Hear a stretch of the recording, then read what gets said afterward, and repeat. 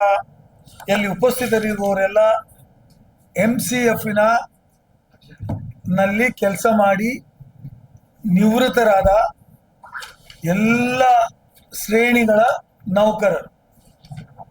ಇವತ್ತು ಅವರದ್ದು ಮತ್ತು ನಮ್ಮ ಸಮಾಜದ ಒಂದು ದೊಡ್ಡ ಪ್ರಶ್ನೆ ನಮ್ಮ ಮುಂದೆ ಎದುರಾಗಿದೆ. ಈ ಎದುರಾದಂಥ ಪ್ರಶ್ನೆ ಇದು MCFಗೆ ಸಂಬಂಧಪಟ್ಟದಲ್ಲ. ನಮ್ಮ ಜಿಲ್ಲೆಯಲ್ಲಿ ಸಾಕಷ್ಟು ಅಭಿವೃದ್ಧಿ ಆಗ್ತದೆ, ಬೆಳವಣಿಗೆಗಳಾಗ್ತವೆ, ಇದ್ದದ್ದು ಮೇಲೆ ಕೆಳಗೆ ಹೋಗ್ತಾ ಇದೆ. ಕೆಲವು ಕಾರ್ಖಾನೆಗಳು ಅಪ್ಗ್ರೇಡ್ ಆಗ್ತಾ ಇದೆ, ಕೆಲವು ಕಾರ್ಖಾನೆಗಳು ತಮ್ಮ ಅಸ್ತಿತ್ವ ಕಳ್ಕೊಳ್ತಾ ಇದೆ. ಇದೆಲ್ಲ ವಿಚಾರಗಳು ನಮ್ಮ ಜಿಲ್ಲೆಯಲ್ಲಿ ಅವಾಗ ನಡೀತಾ ಇದೆ. ಆದರೆ ಯಾವ ಕಾರ್ಖಾನೆಗಳು ಈ ರಾಜ್ಯದಲ್ಲಿ ದಕ್ಷಿಣ ಕನ್ನಡ ಜಿಲ್ಲೆಯಲ್ಲಿ ಪ್ರಪ್ರಥಮವಾಗಿ ಪ್ರಾರಂಭ ಆಯಿತು, ಅದರ ಮೂಲ ಹೆಸರುಗಳನ್ನ ಬದಲಾವಣೆ ಮಾಡೋದಕ್ಕೆ ನಮ್ಮ ವಿರೋಧ ಇದೆ. ಉದಾಹರಣೆಗೆ ನಾವು ಮ್ಯಾಂಗ್ಳೂರ್ ಇಂಟರ್ನ್ಯಾಷನಲ್ ಏರ್ಪೋರ್ಟ್ ಅನ್ನು ಇವತ್ತು ಬೇರೆಯವರಿಗೆ ಗುತ್ತಿಗೆ ನೀಡಿತು. ಗುತ್ತಿಗೆ to run, not to sell. ಅಲ್ಲಿ ಅದಾನಿ ಇಂಟರ್ನ್ಯಾಷನಲ್ ಏರ್ಪೋರ್ಟ್ ಅಂತ ಹಾಕಿದ್ರು. ತಮ್ಗೆಲ್ಲರೂ ಗೊತ್ತಿದೆ, ಅದರ ಕನ್ಸೆಷನಲ್ ಮೆಮೊರಾಂಡಮ್ ಆಫ್ ಅಸೋಸಿಯೇಷನ್ ನನ್ನ ಹತ್ರ ಇದೆ. ಅವ್ರು ಏನ್ ಹೇಳಿದ್ದಾರೆ ಅಂದ್ರೆ, ಅದರಲ್ಲಿ ಮೂಲದಲ್ಲಿ ಬದಲಾವಣೆ ಮಾಡ್ಲಿಕ್ಕೆ ಕೂಡುದು, ಹೆಸರಿನಲ್ಲಿ ಹಿಡಿದು. That is the sentiments of the people. ಅದು ಅದಾನಿಯವರು ಕಟ್ಟಿಸಿದ್ದಲ್ಲ. ನಾವು ಜಾಗ ಕೊಟ್ಟದ್ದು, ನಾವು ಡಿಸ್ಪ್ಲೇಸ್ ಆಗಿದ್ದು, ನಾವು ಮರುಭೂಮಿಯಲ್ಲಿ ಹೋಗಿ ನಿಂತದ್ದು ಮತ್ತು ನಾವು ತ್ಯಾಗ ಮಾಡಿದ್ದು. ಅದೇ ರೀತಿಯ ಒಂದು ಸಮಸ್ಯೆ MCF Mangalore chemical fertilisers Panambur, ಇದಕ್ಕೆ ಒಂದು ದೊಡ್ಡ ಸಂಕಟ ಬಂದಿದೆ. ಈ ಫರ್ಟಿಲೈಸರ್ ಕಂಪನಿ ನಾನು ಬಾಲ್ಯದಲ್ಲಿ ಇರಬೇಕಾದ್ರೂ ಅದು ಅತ್ಯಂತ ಪ್ರಮುಖವಾದಂತಹ ಒಂದು MCF ಕಾರ್ಖಾನೆ. ಮಂಗಳೂರಿಗೆ ಬಂದಂತ ಪ್ರಪ್ರಥಮ ಕಾರ್ಖಾನೆಯಲ್ಲಿ ಅದು 1971ರಲ್ಲಿ ಅಸ್ತಿತ್ವಕ್ಕೆ ಬಂತು. ಈಗ 55 ವರ್ಷದ ಇತಿಹಾಸ ಇದೆ. 15 ವರ್ಷ ಇದು ಸರ್ಕಾರಿ ಒಡೆತನದಲ್ಲಿ ಇತ್ತು, 35 ವರ್ಷಗಳು ಖಾಸಗಿ ಒಡೆತನದಲ್ಲಿ ಇದ್ದರೂ ಮಂಗಳೂರು ರಾಸಾಯನಿಕ ಮತ್ತು ರಸಗೊಬ್ಬರ ಕಾರ್ಖಾನೆ ಹೆಸರನ್ನು ಬದಲಾವಣೆ ಮಾಡಿರಲಿಲ್ಲ, ಇನ್ಕ್ಲೂಡಿಂಗ್ ವಿಜಯ ಮಲ್ಯ ಮತ್ತು ಜುವಾರಿಗೆ ಹೋಯಿತು. ಯಾರು ಹೆಸರನ್ನ ಬದಲಾವಣೆ ಮಾಡಿರಲಿಲ್ಲ.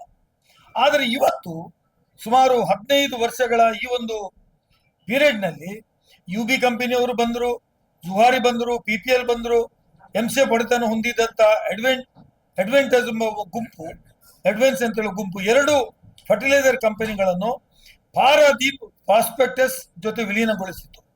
MCF ಎಂಬ ಹೆಸರನ್ನು ಇವತ್ತು ಅದು ಇತಿಹಾಸ ಸೇರುವ ಹಾಗೆ ಮಾಡಿ ಈಗ ಏನಂತ ಹೆಸರಿಟ್ಟಿದ್ದಾರೆ, ಇದಕ್ಕೆ ಏನಂತ, ಪಾರಾದೀಪ್ ಫಾಸ್ಫೇಟಸ್ ಲಿಮಿಟೆಡ್ ಅಂತ ಮಾಡಿದ್ದಾರೆ. ನಮ್ಮ ಒತ್ತಾಯ ಇರುವುದು, ನೀವು ಯಾವ ಕಂಪನಿಯನ್ನು ನಡೆಸಿ ಯೂನಿಟ್ ಆಫ್ MCF ಅಂತಲೇ ಇಡಬೇಕು. ಜಾಗ ಕೊಟ್ಟವರು ನಾವು, ಜಾಗ ಕೊಟ್ಟು ಡಿಸ್ಪ್ಲೇಸ್ ಆಗಿ ಗುಡ್ಡೆ ಮತ್ತು ಎಲ್ಲೆಲ್ಲಿ ಮೂಲೆಗಳಲ್ಲಿ ವಾಸವಾಗಿ ತನ್ನ ಮನೆ ಕಳ್ಕೊಂಡವರು ನಾವು. ಎಷ್ಟೇ ಸಂಕಟ ಬಂದರು, ಕೊರೋನಾ ಸಂದರ್ಭದಲ್ಲಿಯೂ ಇವರಿಗೆ ನೀರು ಕೊಟ್ಟು ಕಾರ್ಖಾನೆ ನಡೆಸಿದವರು ಮಂಗಳೂರಿನ ಜನತೆ. ರಸ್ತೆ ನಮ್ಮದು, ಜಾಗ ನಮ್ಮದು, ತ್ಯಾಗ ನಮ್ಮದು, ದುಡ್ಡು ಮಾಡಿದವರು. ಇವತ್ತಿನ ದಿನಕ್ಕೂ ಮಂಗಳ ಯೂರಿಯಾ ಅಂತ ಹೇಳಿದ್ರೆ ರೈತರಿಗೆ ಇಟ್ಸ್ ಎ ಬ್ರ್ಯಾಂಡ್ ನೇಮ್. ಇವರು ಗೋವಾದ ಜುವಾರಿ ಕಂಪನಿ ಅವರ ಹೆಸರಿನಲ್ಲಿ ಒಮ್ಮೆ ಯೂರಿಯಾವನ್ನ ಮಾಡಿದ್ರು. ಯಾರ ತಗೊಂಡ್ರ ಕೇಳಿ, ಬಾಗಿಲು ಮುಚ್ಚಲಿಲ್ವಾ? ಯಾಕೆಂದ್ರೆ ಮಂಗಳ ನಮ್ಮ ಪ್ರಾಡಕ್ಟ್, ಇದು ನಮ್ಮ ರೈತರ ಕಾರ್ಖಾನೆ.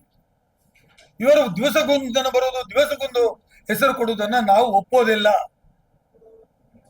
It's an identity of our district. ನಾವು ಇದಕ್ಕೆ ನಮ್ಮ ತ್ಯಾಗವನ್ನು ಮಾಡಿದ್ದೇವೆ. ಇವತ್ತಿಗೂ ನೀರು ಕೊಡ್ತಾ ಇದ್ದೀವಿ. ಬೇರೆ ಕಡೆ ಕುಡಿಯುವ ನೀರಿನ ಸಮಸ್ಯೆ ಇದ್ರೂ MCF ಕಾರ್ಖಾನೆ ನಡೆಸಬೇಕು ಅಂತ ಅದಕ್ಕೆ ನೀರು ಕೊಡ್ತಾ ಇದ್ದೀವಿ. ಒಮ್ಮೆ ಅಮೋನಿಯಂ ಕೊರತೆ ಆಯಿತು ಕಾರ್ಖಾನೆ ನಡೆಸಲು. ನಾನೇ ಸದನದಲ್ಲಿ ಅದನ್ನು ತಗೊಂಡು ಚರ್ಚೆ ಮಾಡಿ, ಪ್ರಭಾಕರ್ ರಾಯರು ಅಂತೇಳು ಡೈರೆಕ್ಟರ್ ಇದ್ರು, ಅವರನ್ನ ನಾನು ತೆಗೆದುಕೊಂಡು ಹೋಗಿ ಮುಖ್ಯಮಂತ್ರಿಗಳ ಹತ್ರ ಕೇಳಿ, ವಿಧಾನ ಪರಿಷತ್ನಲ್ಲಿ ಮಾತಾಡಿ, ನೀವು ಅದಕ್ಕೆ ರಾ ಮೆಟೀರಿಯಲ್ ಕೊಡದೇ ಇದ್ರೆ ಅದು ಬಂದ್ ಆಗ್ತದೆ, ಎಷ್ಟೋ ಮಂದಿ ಉದ್ಯೋಗ ಕಳ್ಕೊಳ್ತೀರಿ ಅಂತ ಹೇಳಿರ್ತಕ್ಕಂಥದ್ದು. ಮತ್ತೆ ಇದರಲ್ಲಿ 75% ಎಂಪ್ಲಾಯೀಸ್ ನಮ್ಮ ಜಿಲ್ಲೆಯವರೇ. ಇವತ್ತು ನೀವು ಎಲ್ಲವೂ ಮರೆತಾಗಿ ಮಾಡಿದ್ರೆ ನಾಳೆ ಅದು ಅದು ಕೂಡ ಕಾರ್ಖಾನೆ ಇರುವುದು 99 ವರ್ಷಕ್ಕೆ lease under the NMPT as far I know ಅಲ್ಲೇನ್ರಿ. ಹಾ, ಲೀಸ್ ಇರುವಂತ ಕಾರ್ಖಾನೆ ಜಾಗ. ನೀವು ನನ್ನ ಪ್ರಶ್ನೆ ಇದೆ ಇವರ ಹತ್ರ, ನೀವು ಎಷ್ಟು ಬಂಡವಾಳ ಹಾಕಿದಿರಿ ಹೇಳಿ, ಎಷ್ಟು ಉತ್ಪಾದನೆ ಜಾಸ್ತಿ ಮಾಡಿದಿರಿ ಹೇಳಿ. 1300 ಚಿಲ್ಲರೆ ಏನೋ ಟನ್ ಉತ್ಪಾದನೆ ಆಗ್ತಿತ್ತು, ಈಗ ಎಷ್ಟು ಜಾಸ್ತಿ ಮಾಡಿದಿರಿ ನೀವು? ನೀವು ಯಾರಾದ್ರೂ ನೋಡಿದಿರಾ ಆ ಕಾರ್ಖಾನೆಯದು ಅಭಿವೃದ್ಧಿ ಆಗಿದ್ದು? ಹೆಸರನ್ನು ತೆಗೆಯುವುದು ಬಿಟ್ರೆ ದೇರ್ ವಾಸ್ ನೋ ಡೆವಲಪ್ಮೆಂಟ್. ಅದನ್ನು ಎಷ್ಟೋ ವೃದ್ಧಿ ಮಾಡಬಹುದಿತ್ತು. There is no much investment ಮಾಡಿಯೇ ಇಲ್ಲ. ಹಾಗಾಗಿ ಯಾವುದೇ ಕಾರಣಕ್ಕೂ ಈ ನೆಲದಲ್ಲಿ ಇರುವಂತ ಈ ಜನರ ತ್ಯಾಗದ, ಅಲ್ಲಿ 95% ಎಂಪ್ಲಾಯೀಸ್ ನಮ್ಮ ಜಿಲ್ಲೆಯವರು ಕೆಲಸ ಮಾಡಿದ್ದಾರೆ. ಮ್ಯಾಂಗ್ಳೂರ್ ಕೆಮಿಕಲ್ ಫರ್ಟಿಲೈಸರ್ಸ್ MCF ಅಂತ ಹೇಳುವುದನ್ನ ದೊಡ್ಡ ಅಕ್ಷರದಲ್ಲಿ ಬರೀಬೇಕು. ಇದನ್ನು ನಾನು ವಿಧಾನ ಪರಿಷತ್ತಲ್ಲಿ ಪ್ರಶ್ನೆ ಮಾಡ್ತೀನಿ. ಇಂಥ trend is very bad for the society. ನಾವು ತ್ಯಾಗ ಮಾಡಿ ಕೊಡೋದು, ಇವರು ಮತ್ತೆ ಆಚೆ ಈಚೆ ಮಾಡಿ 10 ಪೈಸೆ ಆಚೆ 15 ಪೈಸೆ ಈಚೆ ಮಾಡೋದು, ಮತ್ತೆ ಇವರಿಗೆ ಬೇಕಾದ ಹೆಸರು ಇಟ್ಕೊಂಡು ಹೋಗೋದು. ನೋ, ಆ ರೀತಿ ಈ ಒಂದು ಕಾರ್ಖಾನೆಯ ಕೆಲಸದಲ್ಲಿ ಯಾವುದೇ ಬದಲಾವಣೆ ಇಲ್ಲ ಅಂತ ಹೇಳುವಂತಹದ್ದು.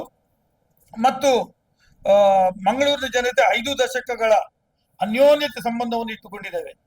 ಇಂಥ ಹೆಸರನ್ನು ವಿಲೀನ ಹೆಸರಲ್ಲಿ ರಾತೋರಾತ್ರಿ ಇತಿಹಾಸದ ಕಸದ ಬುಟ್ಟಿಗೆ ಎಸೆದು MCF ನೊಂದಿಗೆ ನೆಂಟಿರುವಂತಹ ಪ್ರತಿಯೊಬ್ಬರಿಗೂ ಮಂಗಳೂರಿನ ಹಾಗೂ ರಾಜ್ಯದ ಜನತೆಗೆ ತೀವ್ರವಾದಂತಹ ನೋವು ಉಂಟಾಗಿದೆ. 500ಕ್ಕೂ ಹೆಚ್ಚು ಮಾಜಿ ಉದ್ಯೋಗಿಗಳು ಯಾವುದೇ ಪ್ರತಿಫಲ ಅಪೇಕ್ಷೆ ಇಲ್ಲದೆ ಒಂದಾಗಿ ಇಲ್ಲೆಲ್ಲ ಕೂತಂದವರು MCF ಹೆಸರನ್ನು ಉಳಿಸುವ ಹೋರಾಟದ ಮುಂಚೂಣಿಯಲ್ಲಿದ್ದಾರೆ. ಕೂಡಲೇ ಆಡಳಿತ ವರ್ಗ ಇಲ್ಲಿನ ಜನರ ಆಶೋತ್ತರಗಳಿಗೆ ಸ್ಪಂದಿಸಿ ಮಂಗಳೂರು ರಾಸಾಯನಿಕ ಮತ್ತು ರಸಗೊಬ್ಬರ ಮ್ಯಾಂಗ್ಳೂರ್ ಕೆಮಿಕಲ್ಸ್ ಅಂಡ್ ಫರ್ಟಿಲೈಸರ್ಸ್ ಎಂಬ ಹೆಸರಿನ ನಾಮಫಲಕವನ್ನು ಮರುಸ್ಥಾಪಿಸಬೇಕು ಎಂದು ನಾನು ಸಹಿತ ಎಲ್ಲರೂ ಸೇರಿ ಆಗ್ರಹಿಸಿದ್ದೇವೆ. ಏನು ಅಂತ ನೀವು ಕೇಳಬಹುದು. ಇದು ನನ್ನ ಮುಗಿದ ಕೂಡಲೇ ನೆಕ್ಸ್ಟ್ ಪ್ರಶ್ನೆ ಲೋನ್ ರೆಡಿ ಇದ್ದಾರೆ. ಇಲ್ಲದಿದ್ರೆ ಏನು ಅಂತ ನಾನು ಇವತ್ತು ಬೆಳಿಗ್ಗೆ ಅವರ ಯಾರವನು ಮೆಂಡೋನ್ಸ HR ಹೆಡ್ಗೆ ಮಾತಾಡಿದ್ದೇನೆ, ಹೇಳಿದ್ದೇನೆ. ಮಾಡದೇ ಇದ್ರೆ I request deputy commissioner to interfere immediate ಆಗಿ, ಮತ್ತು ಉಸ್ತುವಾರಿ ಮಂತ್ರಿಗಳನ್ನ ನಾನಲ್ಲಿ ಕರ್ಕೊಂಡು ಹೋಗ್ತೇನೆ. ನಾನೇ ಹೋಗಿ ಸಾಧ್ಯವಾದರೆ ಬೋರ್ಡ್ ಅನ್ನು ತೆಗೆದಾಕ್ತೀನಿ. ಅವಕಾಶ ಕೊಡಬೇಡಿ. ಅಲ್ಲದೆ ಇವತ್ತು ನಾವು ನಿಮಗೆ ನೀರು ಕೊಡ್ತಾ ಇದ್ದೀವಿ, ನಾವು ಅದರ ಬಗ್ಗೆಯೂ ಸ್ಕ್ರೂಟಿನಿ ಮಾಡಬೇಕು ಅಂತ ನಾನು ಮ್ಯಾಂಗ್ಳೂರ್ ಸಿಟಿ ಕಾರ್ಪೊರೇಷನ್ ಕಮಿಷನರ್ ಹತ್ರ ಕೇಳಿಕೊಳ್ತೇನೆ. ನಮ್ಮ ಐಡೆಂಟಿಟಿಗೆ ತೊಂದರೆ ಆದಾಗ, ನಮ್ಮ ಭಾವನೆಗೆ ನೀವೇನೋ ತೊಂದರೆ ಮಾಡಿದ್ರೆ ನಾವು ಅದನ್ನು ಸುಲಭದಲ್ಲಿ ಬಿಡ್ಲಿಕ್ಕೆ ಸಿದ್ಧರಿಲ್ಲ. ನೀವೊಮ್ಮೆ ಸ್ಟ್ರೈಕ್ ಮಾಡಿದಾಗ ನಾನು ಬಂದಲ್ಲಿ ಕೂತಿದ್ದ MCF ಅನ್ನು ಉಳಿಸಿ ಅಂತ. 15 ಜನ ಇಂಡಸ್ಟ್ರಿಯಲ್ ಅದರಲ್ಲಿ ಆಕ್ಸಿಡೆಂಟ್ ಆಗಿ ಪ್ರಾಣ ಕಳ್ಕೊಂಡ್ರು. ಯಾರು ಕಳ್ಕೊಂಡ್ರು ಸ್ವಾಮಿ? ನಮ್ಮವರು ಕಳ್ಕೊಂಡದ್ದು. ತ್ಯಾಗ ಇಲ್ವಾ? ಭಾವನಾತ್ಮಕವಾದ ಸಂಬಂಧ ಇಲ್ವಾ? ಜಾಗ ಕೊಟ್ಟಿಲ್ವಾ?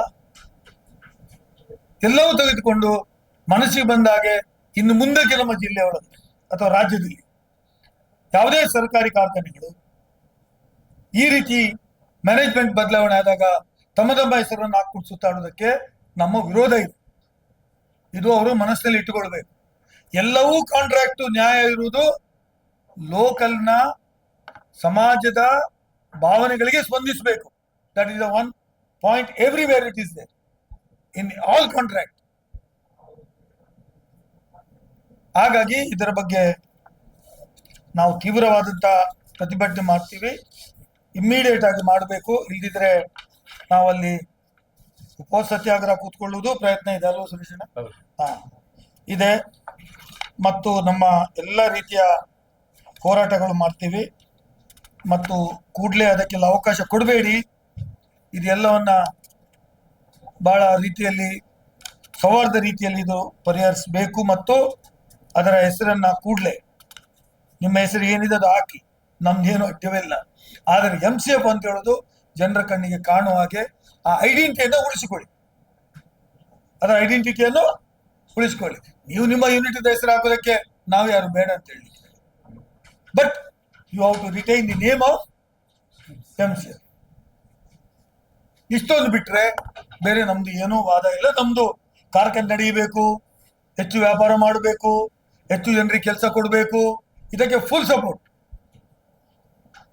ನಾವು ಏನ್ ಬೇಕೋ ಎಲ್ಲ ಇದ್ದೇವೆ, ಸಪೋರ್ಟ್ ಇದ್ದೀವಿ. ಆದರೆ ಜನರ ಭಾವನೆಗಳಿಗೆ ವಿರುದ್ಧವಾಗಿ ಕೆಲಸ ಮಾಡಬೇಡಿ ಅಂತ ಹೇಳುದು ನನ್ನ ಪ್ರಶ್ನೆ.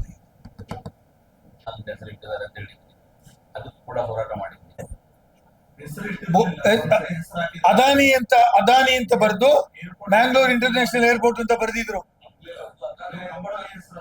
ಏನು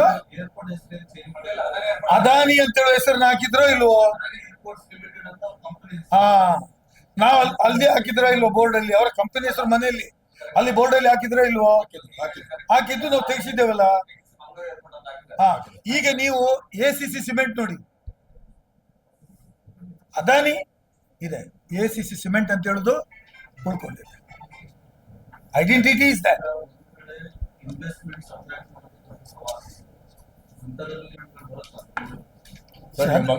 ಅದಕ್ಕೂ ಇದಕ್ಕೂ ಏನು ಸಂಬಂಧ?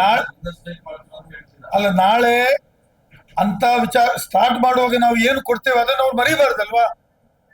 V are asking them to come invest, do anything. But ನೀವು ನಾಳೆ ಏನಾದ್ರು ಮಾರಿಕೊಂಡು ಹೋದ್ರೆ ಹಾಗಾದ್ರೆ ನಾವು ತ್ಯಾಗ ಮಾಡಿದಕ್ಕೆ ಏನು ಬೆಲೆನೇ ಇಲ್ವಾ ಅಂತ ನನ್ನ ಪ್ರಶ್ನೆ. You start with the name, taking benefits, and later you are going to sell it and you forget your home.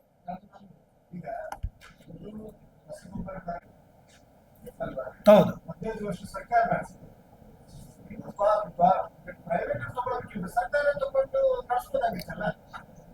ಅಲ್ಲ ಪ್ರೈವೇಟ್ ಅವರು ಅದು ನೀವು ಹೇಳಿದ ಪ್ರಶ್ನೆ ಇದೆ. ಆದ್ರೆ ನಮ್ದು ಸರ್ಕಾರ, ಅದು ಕೇಂದ್ರ ಸರ್ಕಾರ ನಡೆಸಬೇಕು, ನಿಮ್ಗೆ ಗೊತ್ತಿದೆ. ಹೌದು, ಪ್ರತಿ ವರ್ಷ ರಸಗೊಬ್ಬರಗಳ ಪ್ರಾಬ್ಲಮ್ ಆಗ್ತದೆ ರೈತರಿಗೆ.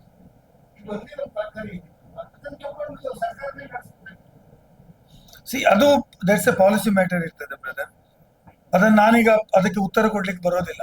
15 ವರ್ಷ ನಾವು ನಡೆಸಿದ್ದೇವೆ ಕಾರ್ಖಾನೆಗಳು ಹೆಚ್ಚು ಕಡಿಮೆ. ನಾನು ಏನ್ ಹೇಳಿದೆ, up and down will be there everyway, but you should not forget the root where you have come from.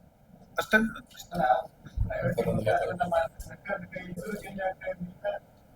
ಅದು ಸರಿ ಇದೆ, ನೀವು ಅದನ್ನ ಹೇಳಿದ್ ನಾನು ಒಪ್ತೇನೆ. ಅದು ಇದ್ದಿದ್ರೆ ಏನ್ ಆಗ್ತಿರ್ಲಿಲ್ಲ. ಏರ್ಪೋರ್ಟ್ ನಮ್ಮ ಹೆಸರಲ್ಲಿ ಇದ್ದಿದ್ರೆ ಅದಾನಿ ಅಂತ ಹೆಸರು ಹಾಕೋ ಪ್ರಶ್ನೆ ಇಲ್ಲಿ ಬರ್ತಿರ್ಲಿಲ್ಲ. ಬಟ್ ಅಪ್ ಅಂಡ್ ಡೌನ್ ಇದೆ. ಬಟ್ ಅವಾಗ ನೀವು ಮೂಲವನ್ನು ವಿರೋಧ ಮಾಡಬೇಡಿ, ತೆಗಿಬೇಡಿ ಅಂತ ನನ್ನ ಒತ್ತಾಯ. ಇದು ಫ್ಯೂಚರಿಗೂ ಕೂಡ ಏನ್ ಹೇಳಿಕ್ಕಿದ್ರಿ ಅಲ್ಲ. ಅವರು ಈಗ ಈಗಿನ ಸದ್ಯದ ಪರಿಸ್ಥಿತಿಯಲ್ಲಿ ಸರ್ಕಾರ ಇದನ್ನೆಲ್ಲ ಆದಷ್ಟು ಖಾಸಗಿಯವರಿಗೆ ಡಿಸ್ಇನ್ವೆಸ್ಟ್ ಮಾಡ್ತಾ ಇದೆ. ಕಳೆದ 35 ವರ್ಷದಿಂದ ಇದು ಖಾಸಗಿ ವಲಯದಲ್ಲಿ ಇದೆ. ಈಗ ನೀವು ಎಲ್ಲಿ ಬೇಕಾದ್ರೆ ಇದನ್ನ ನೀವು ಪರಿಶೀಲಿಸಿದರೆ ಇದರ ಹಿಸ್ಟ್ರಿಯನ್ನ 35 ವರ್ಷದಲ್ಲಿ ಎಷ್ಟು ಇನ್ವೆಸ್ಟ್ಮೆಂಟ್ ಇಲ್ಲಿ ತಂದಿದ್ದಾರೆ ಇವರು, ಅದು ಎಷ್ಟು ಎಂಪ್ಲಾಯ್ಮೆಂಟ್ ಜಾಸ್ತಿ ಮಾಡಿದ್ದಾರೆ ನೋಡಿದರೆ ಗೊತ್ತಾಗ್ತದೆ. 1991ರಲ್ಲಿ ಇದರ ಮ್ಯಾನೇಜ್ಮೆಂಟ್ ಖಾಸಗಿ ನೀಡಲಾಯಿತು. 96ರಿಂದ ಇದು ಪೂರ್ತಿ ಖಾಸಗಿ ವಲಯದಲ್ಲಿ ಇದೆ. ಎಂಪ್ಲಾಯ್ಮೆಂಟ್ ಅಲ್ಲಿ ಕಡಿಮೆ ಮಾಡಿದ್ದಲ್ಲದೆ ಒಂದು ಎಂಪ್ಲಾಯ್ಮೆಂಟ್ ಜಾಸ್ತಿ ಮಾಡಿಲ್ಲ, ಕಡಿಮೆ ಮಾಡಿದ್ದಾರೆ. ಎಲ್ಲ ರಿಸ್ಟ್ರಕ್ಚರಿಂಗ್ ಮಾಡಿ ಕಡಿಮೆ ಮಾಡಿದ್ದಾರೆ. ಮತ್ತೆ ಇದರದ್ದು ಸ್ಥಾಪಿತ ಇದು ಪ್ರೊಡಕ್ಷನ್ ಕೆಪಾಸಿಟಿ 1030 ಟನ್.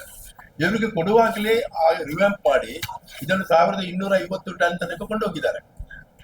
ಈಗಿನ ಹೊಸ ಯಾವುದೇ ಫರ್ಟಿಲೈಸರ್ ಪ್ಲಾಂಟ್ ಈಗ 3000-4000 metric ton per day production capacity. ಇದನ್ನು ಇವರಿಗೆ ಜಾಗ ಇದೆ, ಇಷ್ಟೆಲ್ಲ ಇದಿದೆ, ರಿಸೋರ್ಸಸ್ ಇದೆ. ಆದ್ರೂ ಇವರಿಗೆ ಇನ್ನೊಂದು ದೊಡ್ಡ ಫ್ಯಾಕ್ಟರಿ ಪ್ಲಾಂಟ್ ಅನ್ನು ಇಲ್ಲಿ ಮಾಡಿಲ್ಲ. ಯಾವುದೋ ಒಂದು ಸಲ್ಫ್ಯೂರಿಕ್ ಆಸಿಡ್ ಪ್ಲಾಂಟ್ ಯಾಕಂದ್ರೆ ನಮ್ಮ ಇಲ್ಲಿ ಪರಿಸರಕ್ಕೆ ಹಾಳು ಮಾಡುವಂತ ಇದು ಬೇರೆ ಎಲ್ಲ ಕೆಲವು ಮಾಡ್ತಾ ಇದ್ದಾರೆ. ಯಾಕಂದ್ರೆ ಅವ್ರ ಖಾಲಿ ಪ್ರಾಫಿಟ್ ಮಾತ್ರ ನೋಡ್ತಾ ಇದ್ದಾರೆ. ಅದರಿಂದ ಇಲ್ಲಿ ನಮ್ಗೆ ಏನು ಉಪಯೋಗ ಆಗಿದೆ? ಈಗ ಇಲ್ಲಿ ಇನ್ವೆಸ್ಟ್ಮೆಂಟ್ ಏನು ತಂದಿಲ್ಲ. ಅದು ಈಗ ಕೂಡ ನಾವು ಯಾವುದೇ ಕಂಪನಿಯನ್ನು ಮುಚ್ಚಿ ಅಥವಾ ಇದು ಮಾಡಿ ಅಂತ ಕೇಳ್ತಾ ಇಲ್ಲ. ಇಲ್ಲಿ ನಮ್ಗೆ ನಮ್ಮ ಇಲ್ಲಿಯ ಒಂದು ಆಸ್ಮಿತೆ ಗುರುತಾಗಿರುವ ಮಂಗಳೂರು ಕೆಮಿಕಲ್ಸ್ ಅಂಡ್ ಫರ್ಟಿಲೈಸರ್ಸ್ ಅದೇ MCF ಎಂಬ ಹೆಸರನ್ನು ನೀವು ತೆಗಿಬೇಡಿ. ಯಾಕಂದ್ರೆ ಇಲ್ಲಿ ತುಂಬಾ ಜಾಗಗಳಾಗಿವೆ, ರೈತರದ್ದು ಜಾಗ ಆಗಿದೆ, ಜನರ ಜಾಗ ಆಗಿದೆ. ಇಲ್ಲಿ ಎಷ್ಟೋ ಒಂದು 15 ಜನ ಇಲ್ಲಿಯ ಪರ್ಮನೆಂಟ್ ಎಂಪ್ಲಾಯೀಸ್ ಪ್ರಾಣ ತೆತ್ತಿದ್ದಾರೆ. ಹಾಗೆ ಒಂದು ನೆನಪಿಗೆ ನಮ್ಗೆ ಇರುವಂತಹ ಒಂದು ಇದು ಈ ತರ ಆದ್ರೆ ಮುಂದೆ ಎಲ್ಲ ಒಂದೊಂದು ಈ ತರ ಹೆಸರು ಯಾವುದೊಂದು ಹೆಸರು ಹಾಕ್ಬಹುದು, ಏನ್ ಬೇಕಾದ್ರೂ ಕೂಡ. MCF ಒಂದು ಯಾವುದೇ ಒಂದು ಪ್ರೈವೇಟ್ ಒಂದು ಇದನ್ನ ಸಂಸ್ಥೆಯನ್ನು ಇನ್ನೊಬ್ಬರಿಗೆ ಮಾರಿದ ಹಾಗೆ ಅಲ್ಲ. ಇಲ್ಲಿ ಇದಕ್ಕೆ ಬರ್ಬೇಕಾದ್ರೆ ಎಷ್ಟೋ ಜಾಗ ಇದೆ. ಈಗ ಇಂಥದೇ ಒಂದು ಹೊಸ ಪ್ಲಾಂಟ್ ಮಾಡಬೇಕಾದ್ರೆ 10,000ದಿಂದ 13,000 ಕೋಟಿ ಇನ್ವೆಸ್ಟ್ ಮಾಡಬೇಕು. ಇವರು ಕೆಲವು 100 ಕೋಟಿ ಇನ್ವೆಸ್ಟ್ ಮಾಡಿ ಈಗ ಹೆಸರನ್ನು ಅವರು ಬದಲಾಯಿಸಿದ್ದಾರೆ. ನಮ್ಗೆ ನೋವು ಇರುವುದು ಅದೇ. ಯಾಕಂದ್ರೆ ಈಗ ನಾವು ಎಷ್ಟು ಜನ ಎಂಪ್ಲಾಯೀಸ್ ಇದ್ದೇವೆ, ನಮ್ಮ ಅಲ್ಲಿ ಕೆಲವು ದಶಕಗಳನ್ನ ಅಲ್ಲಿ ಕಲಿತಿದ್ದೇವೆ, ನಮ್ಮ ಕೆರಿಯರ್ಗಳು ನಾವು ಅಲ್ಲಿ ಶುರು ಮಾಡಿದ್ದೇವೆ. ಆಮೇಲೆ ಈಗ ಕೂಡ ಈಗ ನಾವು ಬಿಟ್ಟು ಹೋದ್ಮೇಲೆ ಅದರಿಂದ ಬೇರೆಯವ್ರಿಗೆ ಕೂಡ ಎಂಪ್ಲಾಯ್ಮೆಂಟ್ ಸಿಕ್ಕಿದೆ. ಸೊ ಆ ಮಂಗಳೂರಿನ ಗುರುತೇ ಹೋಗ್ತಾ ಇದೆ. ಅದರಿಂದ ಆ ನಮ್ಮ ನೋವನ್ನು ನಾವು ಇಲ್ಲಿ ತೋರಿಸ್ತಾ ಇದ್ದೇವೆ. ಅದೇನು ಯಾವುದೇ ನಾವು ಯಾರಿಗಾದ್ರೂ ಬೆನಿಫಿಟ್ ಆಗ್ಬೇಕು, ಏನಾದ್ರೂ ಪ್ರತಿಫಲ ಸಿಗ್ಬೇಕು ಅಂತ ಈ ಹೋರಾಟ ಅಲ್ಲ. ಎಲ್ಲರೂ ಈಗ ಇಲ್ಲಿ ಇರುವವರೆಲ್ಲ ಸೀನಿಯರ್ ಸಿಟಿಸನ್ಸ್ ಅಲ್ಲ, 60, 65, ಕೆಲವರು 30 ವರ್ಷ ಹಿಂದೆ ರಿಟೈರ್ ಆದವರು ಇದ್ದಾರೆ. ಸೊ ಅದೊಂದು ಅಂಚೊಟ್ಟಿವರೆಗೂ ಅನ್ನುವಂತ ಒಂದು ಸಂಬಂಧವಿದೆ. ಸೊ ಅದನ್ನು ಕಳ್ಕೊಳ್ಳಿಕ್ಕೆ ಯಾರಿಗೂ ಅದು ತುಂಬಾ ನೋವಿನ ಅಂಶ. ಮತ್ತೆ ಮುಂದಕ್ಕೂ ಒಂದು ದಾರಿ ಆಗ್ತದೆ. ಖಂಡಿತ ಆಗುತ್ತೆ. ಯಾಕಂದ್ರೆ ಈ ತನಕ ಇದು ಸಬ್ಸಿಡಿಯರ್ ಆಗಿತ್ತು. ಆದ್ರೆ ಇದೊಂದು independent stock exchange listed advance group ಅಂದ್ಮೇಲೆ ಕೂಡ ಅಷ್ಟೇ 90% ಎಂಪ್ಲಾಯೀಸ್ ಕರ್ನಾಟಕದ. ನಮ್ಗೆ ನೀವು ಮಂಗಳೂರು MCFಗೆ ಹೋದ್ರೆ ಇಡೀ ಕರ್ನಾಟಕವನ್ನು ನೋಡಬಹುದಾಗಿತ್ತು. ನಿಜವಾಗಿ ಎಲ್ಲ ಕರ್ನಾಟಕದವರು ಆಗ ಬಂದು ಇಲ್ಲಿ ನಿಂತದ್ದು MCF ಇಂದಾಗಿ ಇಲ್ಲಿ ಮಂಗಳೂರಲ್ಲಿ. ಆಮೇಲೆ ಸಾಧಾರಣ ಒಂದು ಇವರು ಹೇಳಿದಾಗೆ 75% ಇಲ್ಲಿಯ ಲೋಕಲ್ ಎಂಪ್ಲಾಯೀಸ್ ಇದ್ರು. ಇನ್ನು ಮುಂದೆ ಅದು ಈಗ MRPL ನೋಡಿ, MRPL ಕೂಡ ಎಲ್ಲಿಂದ ಬರ್ತಾ ಇದೆ, ಡೆಲ್ಲಿಯಿಂದ ಬರ್ತಾ ಇದೆ. ಖಾಲಿ ಕೆಲವು ಕಾಂಟ್ರಾಕ್ಟ್ ಜಾಬ್ಗಳು ಮಾತ್ರ ಇಲ್ಲಿ ಲೋಕಲ್ ಆಗಿ ಆಗ್ತಾ ಇದೆ. ಆ ಪರಿಸ್ಥಿತಿ MCFಗೂ ಕೂಡ ಬರ್ತಾ ಇದೆ. ಈಗ ನ್ಯೂ ಮ್ಯಾಂಗ್ಳೂರ್ ಪೋರ್ಟ್ ಅಂತ ಇದೆ, NMPT. ಮ್ಯಾಂಗ್ಳೂರ್ ಇದು MRPL ಮ್ಯಾಂಗ್ಳೂರ್ ಅಂತ ಇದೆ. ಉಡುಪಿದು UPCL ಅಂತ ಇದೆ, ಉಡುಪಿ ಅಂತ. ನೀವು ಹೆಸರು ತೆಗೆದೇ ಬಿಡೋದ? ಉಡುಪಿ ಬೇಡ, ಮಂಗಳೂರು ಬೇಡ, ನಾಳೆ ಅವ್ರಿಗೆ ಬಂದಾಗ ಮಾಡಿದ್ ನಾವೆಲ್ಲ. So it's an identity. ಈಗ ನನಗೆ ಅನುಮಾನ ಇದೆ, ಸ್ವಲ್ಪ ದಿವಸದಲ್ಲಿ NMPTಗೂ ಇದು ಬರ್ಬೋದು. ನ್ಯೂ ಮ್ಯಾಂಗ್ಳೂರ್ ಪೋರ್ಟ್ ಟ್ರಸ್ಟ್ ಇಂದ ಇದ್ದ ತೆಗೆದು ಇನ್ನೇನಾದ್ರು ಮಾಡ್ಬೋದು. ನಾವು ಬಿಟ್ಟು ಬಿಡೋದ? ಅಲ್ಲೆಲ್ಲ ಜಾಗ ಕೊಂಡ್ಕೊಂಡವ್ರು ಅಲ್ಲೆಲ್ಲ ಕಾಟಿಬೇಳ ಕೃಷ್ಣಾಪುರದಲ್ಲಿ ಇನ್ನೂ ಅಲ್ಲಿ ಇದು ಏನು ಗುಡ್ಡೆಯಲ್ಲಿ ಕೂತ್ಕೊಂಡು ಕೃಷಿ ಮಾಡ್ಲಿಕ್ಕೂ ಇಲ್ಲ, ಎಂತವಿಲ್ಲ. ಮೀನುಗಾರಿಕೆ ಮಾಡುವವರೆಲ್ಲ ಅಲ್ಲಿ ಹೋಗಿ ಏನ್ ಮಾಡ್ತಾರೆ? ಜಾಗ ಮಾಡಿದ್ದೇವಲ್ಲ, ಅಷ್ಟು ನೆನಪಿಟ್ಟುಕೊಳ್ಳಿ ಅಂತ. ಹೆಸರು ಹೇಳ್ಬಿಡಿ ನಿಮ್ದು. Maxim Alfred D'Souza. ಏನಾಗಿದ್ರಿ ಹಿಂದೆ? ನಾನು MCF ಅಲ್ಲಿ ಮೊದಲು ಪ್ರೊಡಕ್ಷನ್ ಎಕ್ಸಿಕ್ಯೂಟಿವ್ ಆಗಿದ್ದೆ 2000. Now the present permanent employees are around 450.